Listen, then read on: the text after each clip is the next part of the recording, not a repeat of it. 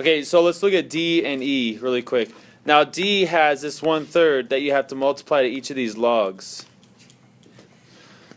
Actually, what you're doing is you're multiplying to the number in front of the log. So you multiply 1/3 times the 3, and you multiply 1/3 times... Well, there's no number there. There's a 1. He's a ninja. On E, you're going to have this 2 and this 3 that you have to multiply or distribute. Okay? So you got to distribute the stuff before you can start doing log stuff. You got to do the pre-algebra stuff first before you get to varsity algebra. All right, so let me make up a problem because I don't want to take away your problem, people. That's not cool. So I'm going to go 1/5. Let's make a nasty fraction right there. Let's make this first log log of 3x, and then we have a plus. We'll just make this a regular log right here. We'll make that a y, and we'll have a minus. What do we want to make this one? Log of 2z. Yeah, that sounds good. Okay. All right. So, if I were to solve a problem like this, if I were trying to condense it, in other words, write as a single logarithm, then I would first distribute the 1/5 so that I would have 5/5, which is just 1. Hopefully you don't write 5/5, you actually write 1. And then we have plus log, 1/5 of log y. And then we have minus 1/5 of log, what is that, 2z? Yeah. Okay, so after you distribute, can you guys take a guess what you do with the numbers in front of the logs? They've already been dropped. Now it's time to pop. Pop them like they're hot. They become the exponents of the numbers inside of the logs. And so this is what it looks like. Now this is just a 1, people. So I'm not going to have to write anything for this 3x. But for this y right here, I'm going to have to write 1/5 power on him. And then I have a log of 2z. And that's going to be raised to the 1/5. Notice that both of them get the 1/5 power. I put parentheses around it. Okay, after I have nothing else multiplying to the logs except for a 1 or a -1, then I condense. So I have a 3x inside of that log, and inside of this log I have a y to the 1/5. So then I would have log of 3x y to the 1/5 because you just have to multiply them together.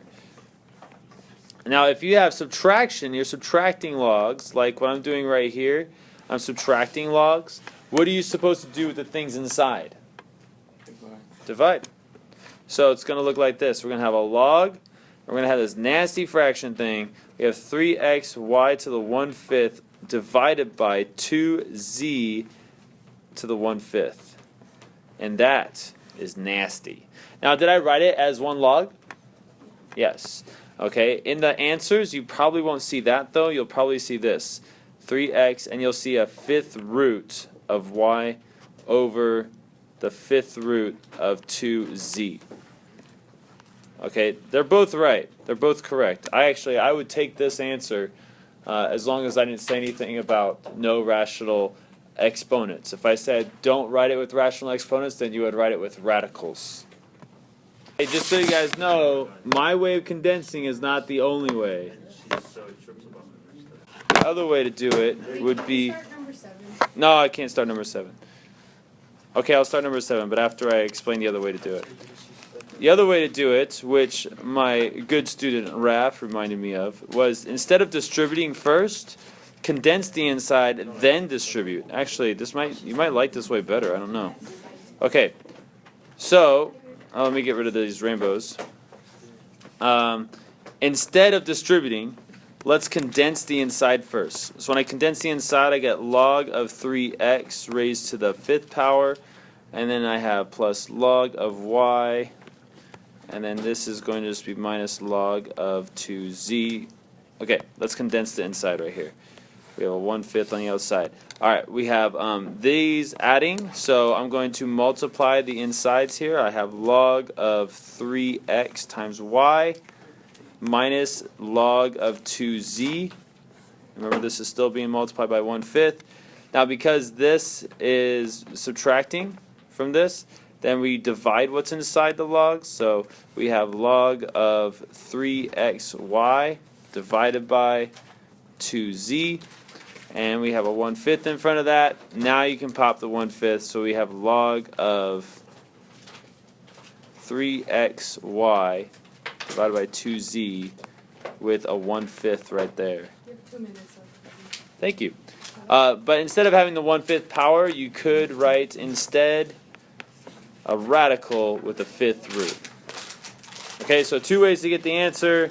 Both those answers are correct.